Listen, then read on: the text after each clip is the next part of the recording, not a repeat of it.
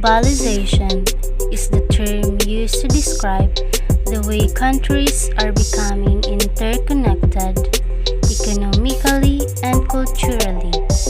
Globalization is an international process driven by trade, investment, technology, and finances. This process has affected the environment, culture, political system, economic development, and various aspects in our world. This is Edeline Badayos, and this is my interview of globalization. Good day to you, sir. Before I start to ask you questions regarding with my interview, I would like to thank you for authorizing me interview you. So for your information, sir, this interview serves as my midterm examination. That's why I really need your help regarding to this. Good morning also. No worries, it is my pleasure to help you. Okay, thank you so much, sir. To begin with, let me define to you what is transnationalism, which is one of my questions to you.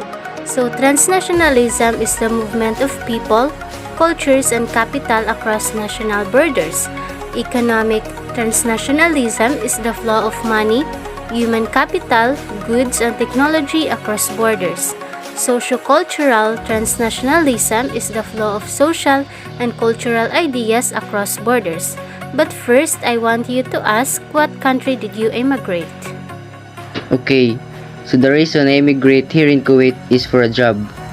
Okay, sir. So for the first question, what can you say about the transnationalism in Kuwait?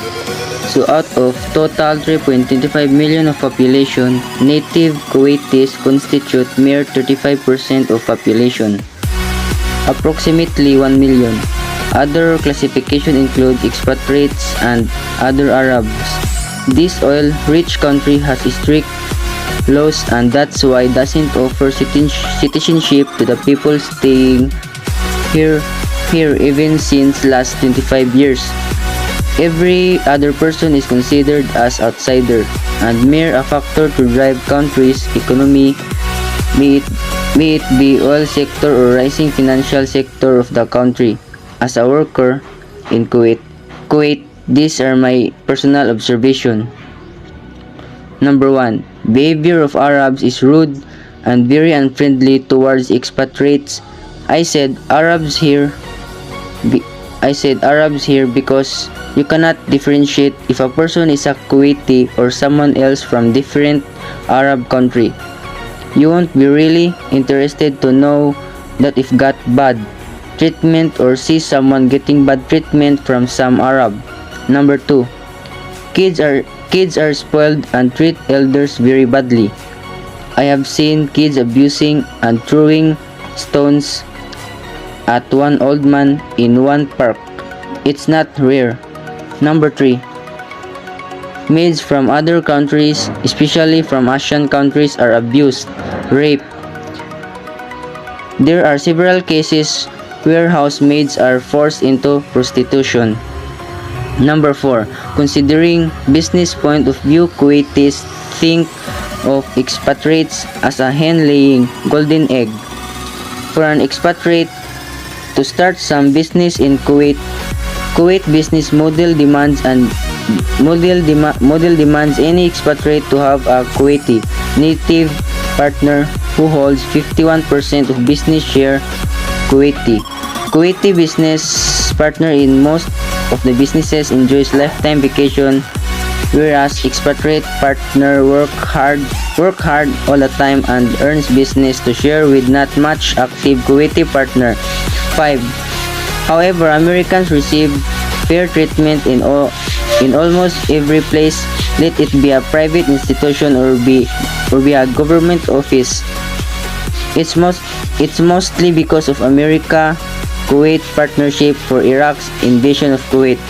Everything said above may not be true for every individual. There are some good people also, but very few. Okay, sir, thank you so much for sharing your personal observations in Kuwait. So for the second question, regarding to the factors concerning migration, what was the reason that made you decide to go in that country, which is Kuwait, instead of the other countries? Kuwait, unlike most Western countries, offers equal opportunities to overseas Filipino workers. This country does not discriminate which country you come because the employers only want the skill that you can provide for them.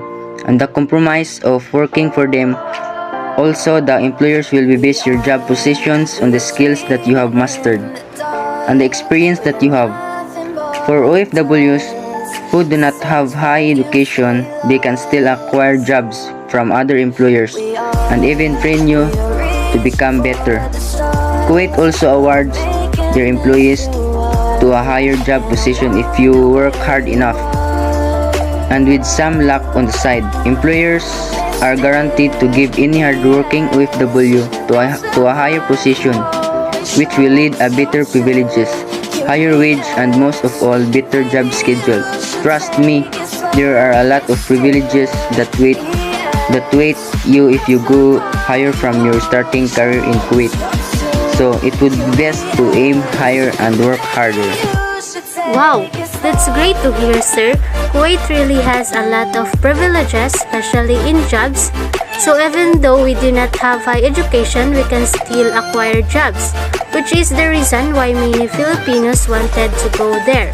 So for the next question, what can you say about the economy in Kuwait?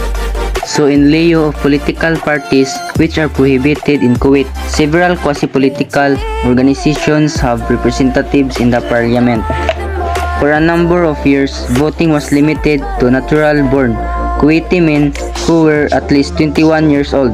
Servicemen, police, and women were barred from voting. Under these qualifications, approximately 1/10 of the population formed the electorate beginning in the 1990s.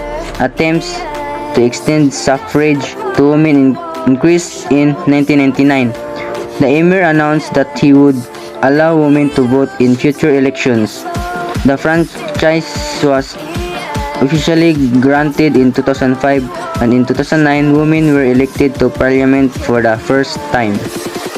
Okay, sir, so what do you think is the difference between Kuwait and Philippines in terms of political system? Kuwait is an emirate with an autocratic political system. The political system consists of an appointed judiciary, appointed government dominated by the Al-Sabah ruling family, and nominally elected parliament, while the Philippines has a multi-party system with numerous political parties in which no one party often has a chance of gaining power alone, and parties must work with each other to form coalition governments for political expediency and convenience. So Philippines and Kuwait really have difference in terms of political system. What can you say about the Philippines between Kuwait? Is there a chance for both countries to be friends? As long as both countries respect each other, then I do not see why not. Filipinos who go abroad are very vulnerable to abuse, especially the uneducated ones. It is the duty of the country to make sure that the laws are sufficient to protect them. Kuwait needs the Filipinos in order for them to fill a labor need. They should realize that they are hiring labor, not indentured slaves. That said, the abuses are outliers. There are a lot of Kuwait families who treat their employees decently. It is unfortunate that the outliers make the most noise, rightly so though. To ensure that these abuses do not continue to happen. Yes, sir, I also agree with you. As long as both countries respect each other, there would be no problem. So for the last question, what can you say about the culture in Kuwait? Kuwait culture is based on Islam, the main religion in Kuwait. It influences architecture, clothing, food, and other ways of life. But unlike other Arab countries, Kuwait allows OFWs and other migrants to practice their faiths. The Diwania is basic in Kuwait life. It is a place apart from the main house and used for male social gatherings.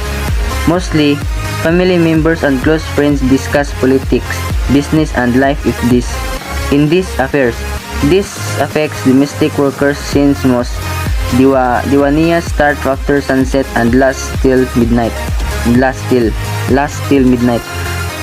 Kuwait is one of the richest countries among the destination of the Filipino diaspora.